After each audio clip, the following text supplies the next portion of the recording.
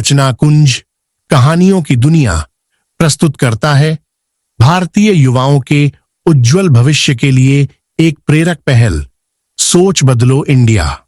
सोच बदलो इंडिया के इस भाग में आज सुनिए डॉक्टर कृष्णकांत श्रीवास्तव की लिखी कहानी जीवन एक संघर्ष।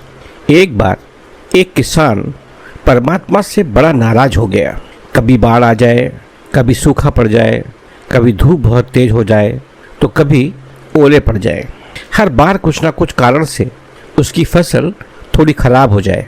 एक दिन बड़ा तंग आकर उसने परमात्मा से कहा, देखिए प्रभु, आप परमात्मा हैं, लेकिन लगता है आपको खेती बाड़ी की ज़्यादा जानकारी नहीं है। इसलिए एक प्रार्थना है कि एक साल मुझे मौका दीजिए, जैसा मैं चाहूँ वैसा मौसम हो, फिर आप देखना मैं कैसे अन्न के भंडार भर दूंगा। परमात्मा मुस्कुराए और कहा, ठीक है, जैसा तुम कहोगे वैसा ही मौसम दूंगा, अब मैं दखल नहीं करूंगा। किसान ने गेहूं की फसल बोई। जब धूप चाहिए तब धूप मिली, जब पानी तब पानी। तेज धूप, ओले, बाढ़, आंधी तो उसने आने ही नहीं दी। फसल बढ़ी और किसान की खुशी भी, क्योंकि ऐसी फसल तो आज तक नहीं हुई थी।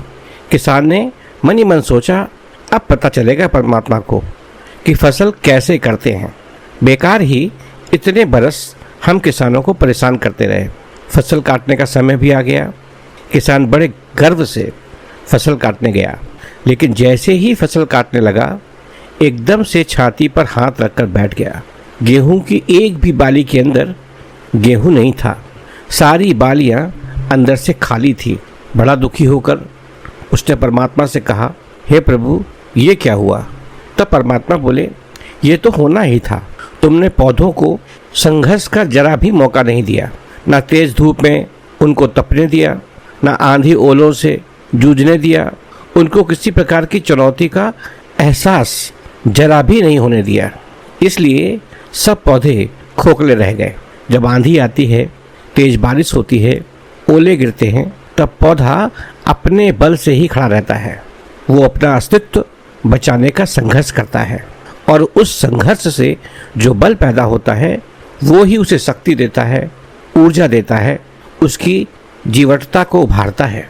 सोने को भी कुंदन बनने के लिए आग में तपने, हथौड़ी से पिटने, गलने जैसी चुनौतियों से गुजरना पड़ता है। तभी उसकी स्वर्णिम आभा उभरती है, उसे अनमोल बनाती है। दोस्तों, इसी तरह जिंदगी में भी अगर संघर्ष ना हो, चुनौती ना हो, तो आदमी खोखला ही रह जाता है। उसके अंदर कोई गुण नहीं आ पाता। ये चुनौतियां ही हैं जो आदमी स्वरूप तलवार को धार देती हैं, उसे सशक्त और प्रखर बनाती हैं।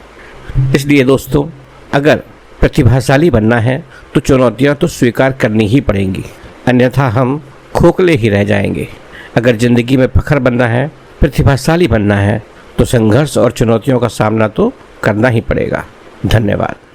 ऐसी ही अनेकों प्रेरणादायक कहानियों को पढ़ने और सुनने के लिए आज ही हमारे YouTube चैनल को सब्सक्राइब कीजिए या www.rachnakunj.com पर लॉगिन कीजिए। धन्यवाद।